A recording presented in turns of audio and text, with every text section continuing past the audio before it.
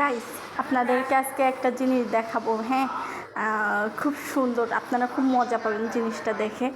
আসলে অদ্ভুত রকমের একটা ট্যালেন্ট, বুঝছেন? এটা এই দেখেন, বেসিংয়ের সামনে, এটা হলো আমার ভাগ্নি, হাত ভাঙা ভাগ্নি। হ্যাঁ, পড়াশোনা করতেছে আর এদিকে দাঁত ব্রাশ করতেছে। আমি অবশ্য তার ফেসটা পুরোপুরি নিতে পারছি না। ওই দেখেন হাতে ব্রাশ। এখন বাজে 3:30, মানে দুপুরে খাবার খেয়েছে, এই জন্য বিরাজ করতেছে। কিন্তু গাইস, বিশ্বাস করবেন না, সে এতটাই পড়াশোনা করে,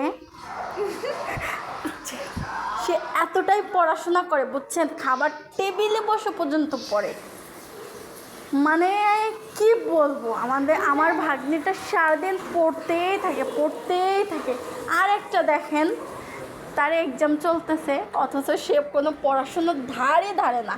ওই যে ওটা হলো আমার ছোট দেবর। হ্যাঁ,